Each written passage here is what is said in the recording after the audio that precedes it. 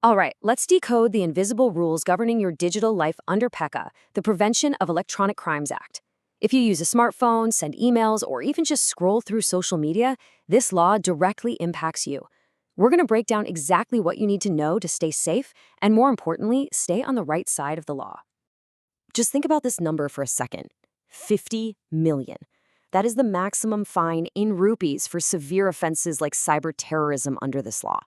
Now, sure, most of us aren't out there committing cyber terrorism, but that massive figure really highlights just how seriously lawmakers are taking digital crimes right now.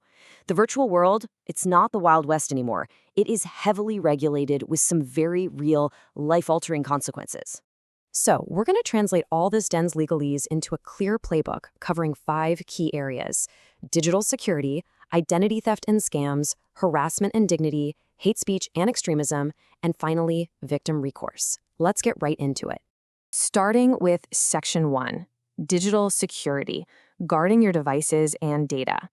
What's actually fascinating here is how the penalties scale up depending on exactly what you're targeting.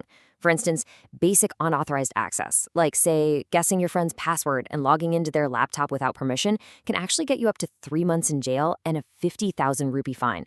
But watch how fast that escalates. Interfere with an information system, and it jumps to 2 years. And if that hacking moves from a personal device over to critical national infrastructure, you're looking at a whopping 7 years in prison and a 10 million rupee fine. The intent and the target completely dictate the severity.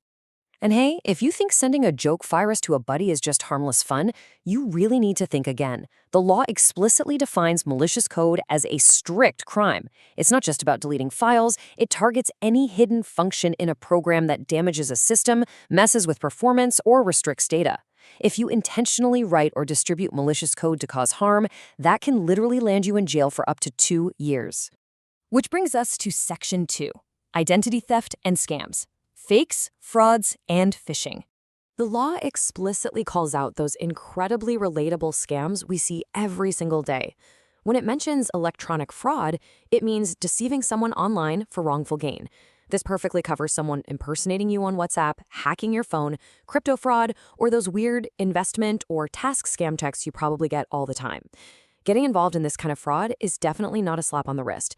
It's punished with up to 2 years in prison, a massive 10 million rupee fine, or both. A crucial piece of this is spoofing. Setting up a fake login page or sending an email that looks exactly like it's from your bank is legally termed spoofing. The core of this crime is using a counterfeit source to trick the victim into thinking it's totally authentic. Do that with dishonest intentions and you're looking at a 3-year penalty. Now, we all absolutely hate getting unsolicited marketing spam. But the law draws a very important line between just being annoying and being actively malicious. Here's how it breaks down.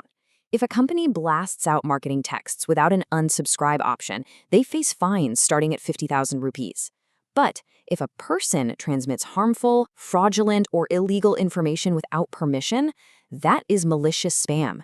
That elevates the offense to up to 3 months in jail or a massive 5 million rupee fine.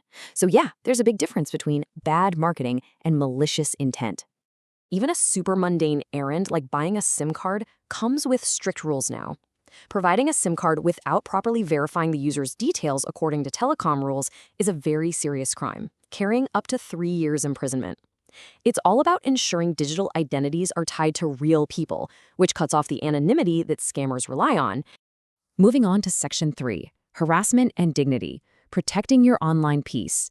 This area deals with offenses against a person's dignity. The key word in the law here is intentionally. Intentionally and publicly displaying false information that harms someone's reputation or privacy. A prime example? Sharing personal pictures on social media specifically to defame someone.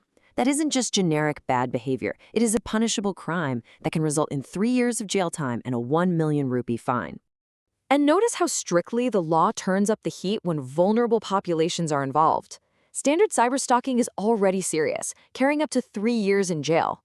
But if the victim is a minor, the law drastically escalates the punishment to 5 years and an unbelievable 10 million rupees.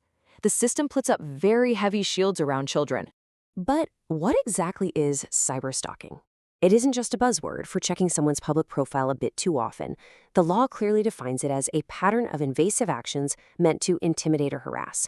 We're talking about repeatedly contacting someone who is clearly not interested, monitoring their emails or texts, spying on them to cause real distress, or taking and distributing photos without consent. It's really about predatory behavior.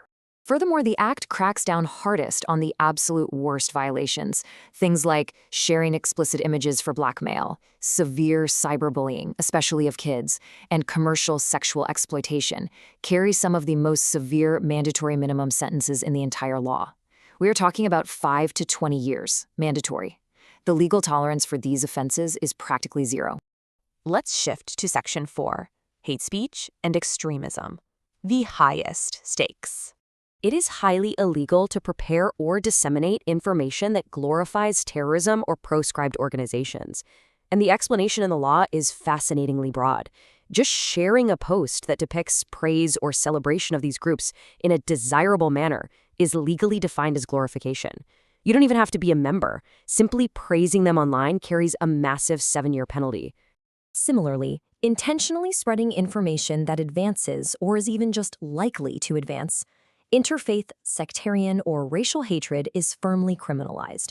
Just like glorifying extremism, spreading hate speech online can land you in prison for up to 7 years. The internet is absolutely not a free pass to incite hatred. Finally, let's look at Section 5, victim recourse, taking action under PECA. This is the most empowering part of the law. There is a clear procedural mechanism for victims. First, you identify the violation, then you apply directly to the authority. They can swiftly issue orders to remove or block the harmful content. Best of all, they can legally force internet providers to secure the traffic data, giving you the actual digital proof you need for an investigation. It really empowers victims to take back control. As we wrap up, I want to leave you with one critical reminder about false information. Intentionally sharing information that you know is fake and that is likely to cause fear, public panic, or unrest is a major offense. Spreading fake news that causes a panic isn't just bad etiquette. It's a punishable crime that can get you 3 years in prison or a 2 million rupee fine. So, the next time you're scrolling through your feed, getting heated over some controversial topic, or feeling tempted to just quickly forward a questionable meme to a group chat, take a breath. Ask yourself this one vital question. Before you hit share, are you absolutely certain that post isn't breaking the law? Because as we've seen today, the digital world has real rules, and clicking a single button can have life-altering consequences. Stay smart and stay safe out there.